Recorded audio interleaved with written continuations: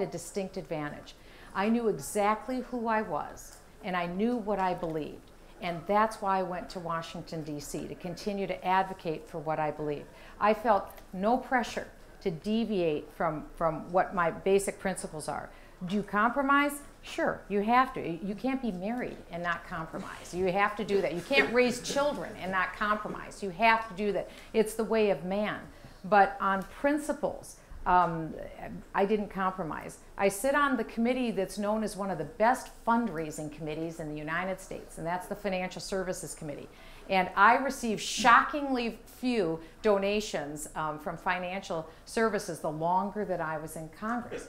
Hardly anyone ever came to my office because I was fairly impervious to what it was they had to say. When I first came in, the president of my party, George W. Bush, was advocating a $700 billion bailout of the Wall Street banks.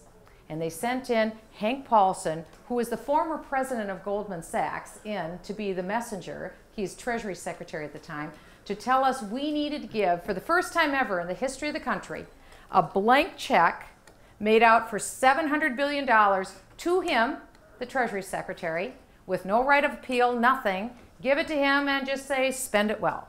And I couldn't get there. That was just a bridge too far for me.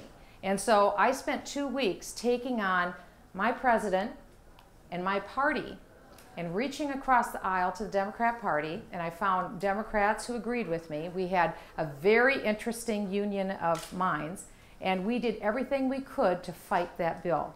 And we brought it down the very first time.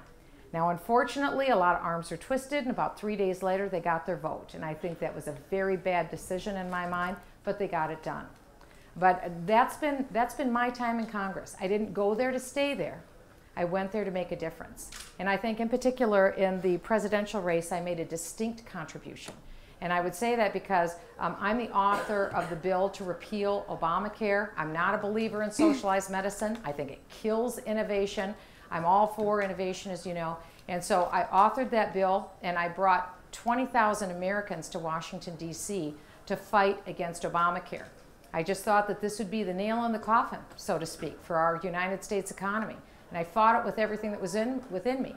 I was just a pup in Congress. I didn't have an ability to go and organize. And Nancy Pelosi was going to bring about the vote for Obamacare, and it was going to happen in something less than 6 days. And so I had, the only thing I had is that I was going to go on a television show. I don't know, do you get the Fox channel here, Fox News? Oh, you do? You do. Okay, I go on CNN and all the rest too. Anyway, I was on Fox News, and there's a show, Sean Hannity has a show.